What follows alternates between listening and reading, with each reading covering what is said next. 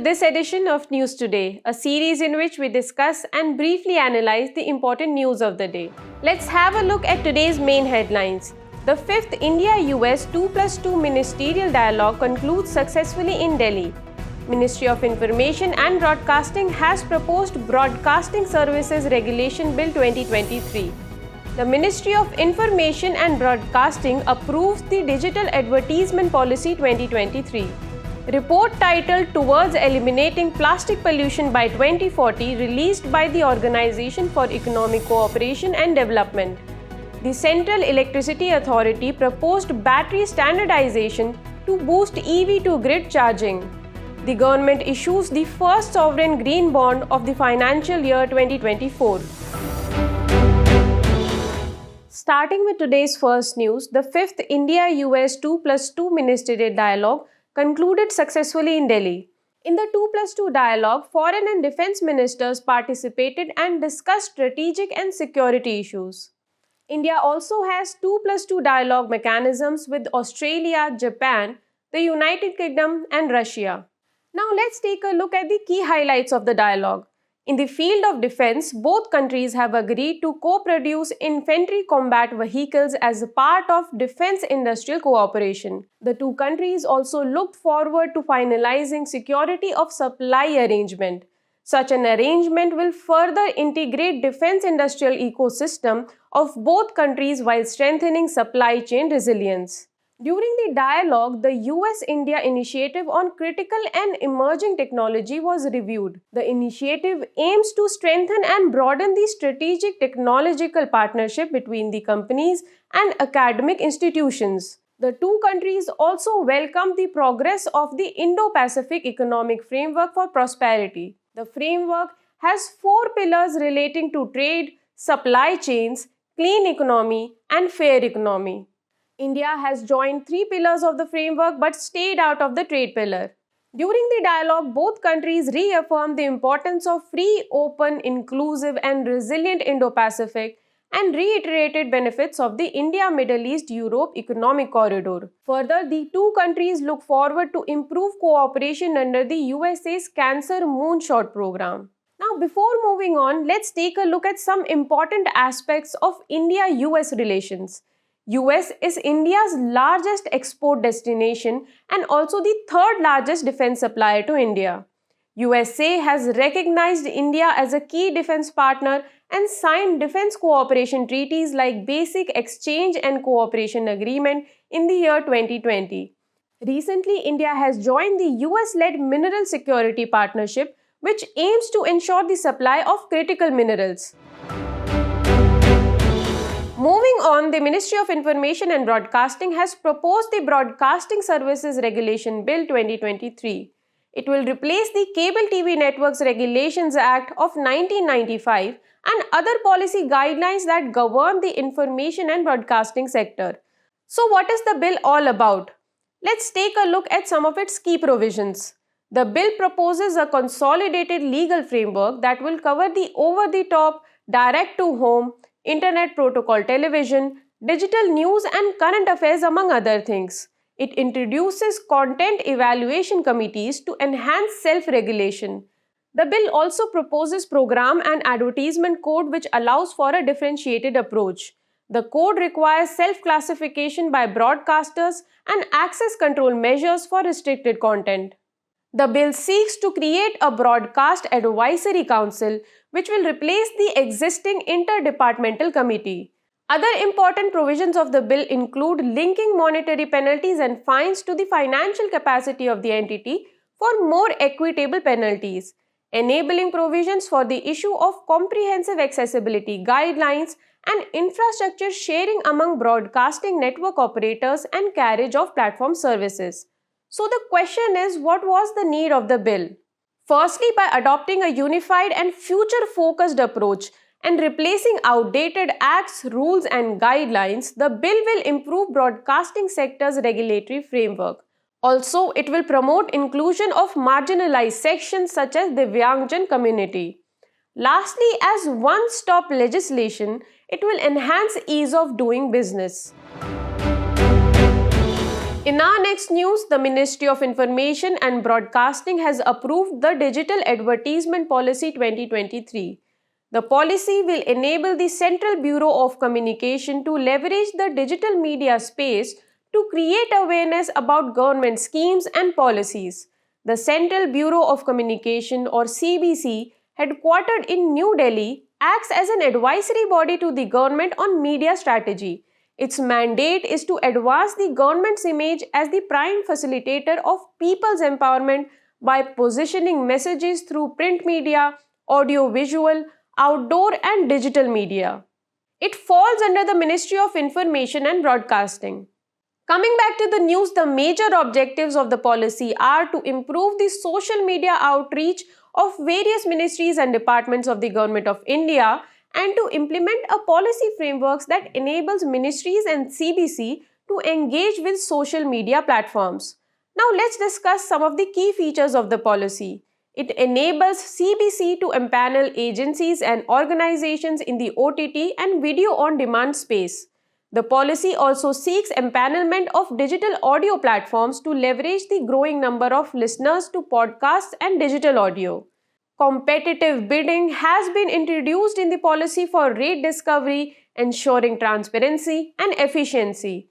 The policy also empowers CBC to onboard new and innovative communication platforms in the digital space.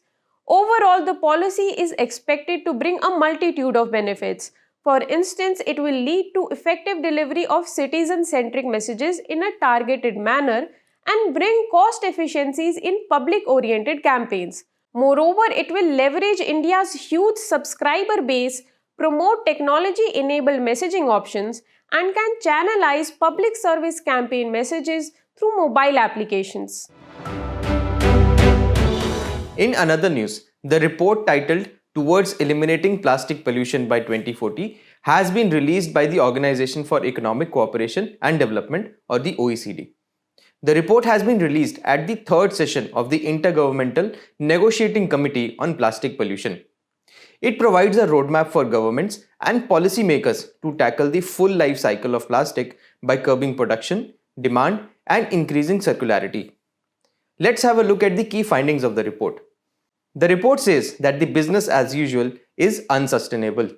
Under the baseline scenario that reflects climate policies in place as of 2021 would lead to a 50% increase in the leakage of macroplastics to the environment by 2040.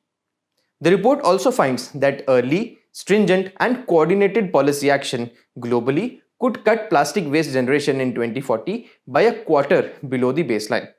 Plus, such a policy action would cost 0.5% of the global GDP. Having said this, let's have a look at some of the key recommendations to eliminate plastic pollution. Firstly, curb production and demand. This can restrain production and demand towards sustainable levels by targeted taxes and regulation on avoidable plastics. Secondly, design for circularity by making the plastic production process more circular by eco-design criteria and product standards for reuse. Also, there is a need for enhanced recycling.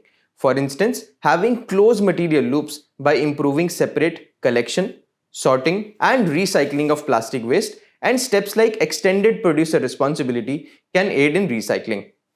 Additionally, close leakage pathways which can decrease losses into the environment, including effective waste collection and disposal. Before we conclude this news, let's have a look at India's steps to curb plastic pollution. These include the Plastic Waste Management Rules 2022, ban on single-use plastics, and the Swachh Bharat Mission. Moving on, the Central Electricity Authority has proposed battery standardization to boost EV to grid charging. Before we look at the proposed standardization, let's have a look at the Central Electricity Authority. It was established under the Electricity Act 1948. It discharges functions under the Electricity Act 2003, which had replaced the 1948 Act. Coming back to the proposal, it provides a brief overview of the services that electric vehicles can provide to the power system through smart charging. The main form of smart charging include bidirectional vehicle to grid, which is sometimes also referred to as reverse charging. Let's understand the benefits of vehicle to grid. It provides flexibility in power system operations. This is because each EV could effectively become a microgrid connected storage unit with the potential to provide a broad range of services to the system. It also provides better integration of renewable energy through peak shaving. This involves flattening the peak demand and filling the value of demand by incentivizing late morning or afternoon charging in systems with large penetration of the solar. Additionally, it can also provide optimized grid infrastructure requirements. Having said this, let's have a look at the key recommendations. There is a need to have a centralized monitoring system for providing synergies between grid and mobility. Plus, there is a need to complement grid charging with storage at charging points and facilitate advanced metering infrastructure establishments. Plus, there is a need to be supported by policy measures like the faster adoption and manufacturing of hybrid and electric vehicles or the FAME scheme. In another news, the government issues the first sovereign green bond for the financial year 24. Green bonds are debt instruments that support expenditures and projects with environmental benefits. The Union Budget of 2022-23 made an announcement to issue these sovereign green bonds. Later, the Finance Ministry approved India's first sovereign green bond framework. Let's have a look at the core components of this framework. Firstly, the use of proceeds. It outlines 9 eligible categories like clean transportation of projects to finance using the sovereign green bond proceeds. It provides the process for project evaluation and selection and establishes a 2-tier governance process for it. Herein, the initial selection of projects is the responsibility of the ministry or the department in charge of implementing the project or the program. Plus, the Green Finance Working Committee oversees and validates decisions by the ministries or departments. When it comes to the management, the proceeds are deposited into the Consolidated Fund of India and it is managed by the Ministry of Finance Public Debt Management Cell. Also, the audit is to be done by the Comptroller and Auditor General. The benefits of the sovereign green bond lies in the fact that they carry nil credit and default risk and they do not bear project related risk and they also provide support to government financing. However, there are challenges as well like greenwashing, which is the issue of environmental claims without evidence in the funded projects, and lower liquidity and widening pricing differentials in the bond market as select large investors hold green bonds until maturity. The personality in the news for today is Jiwatram Bhagwandas Kripalani. He was a freedom fighter, academician, and a socialist. Let's have a look at his key contributions. Firstly, in the freedom movement, he accompanied Mahatma Gandhi in his campaign in the Champaran movement. He also took part in all the movements of Congress since 1921. He was elected as the President of Congress in 1946 and led it through the days of power transfer. He was the founder of the Praja Socialist Party. He also played a key role in the constitution making as a member of the Constituent Assembly and entrusted with the chairmanship of the Fundamental Rights Subcommittee. He earned the name Acharya while teaching at Gujarat Vidyapeeth. Also, he exhibited ethical values like integrity, selflessness, courage, commitment to social justice during his lifetime.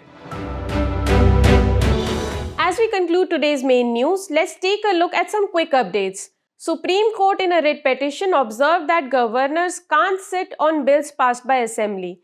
India supports a UN resolution condemning Israeli settlements in Palestine. The UN draft resolution titled Israeli settlements in occupied Palestinian territory, including East Jerusalem and occupied Syrian Golan, was passed with a majority. Ben Gurion Canal project plans to join the Red Sea with the Mediterranean, providing an alternative to the Suez Canal.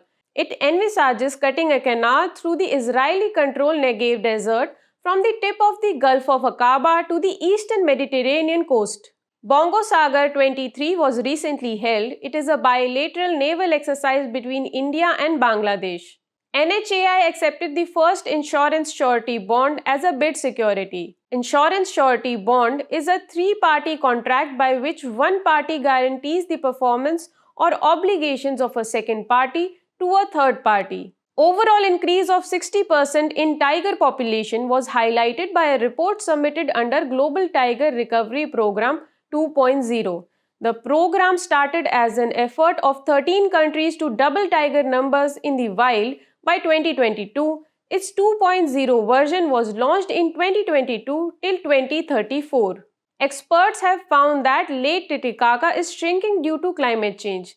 The lake, situated between Peru and Bolivia, is the largest freshwater lake in South America. Elusive Attenborough echidna was recently rediscovered in Indonesia. It is a critically endangered species as per IUCN Red List of Threatened Species. Before we go, it's time to put your knowledge to the test in today's segment of Test Your Learning.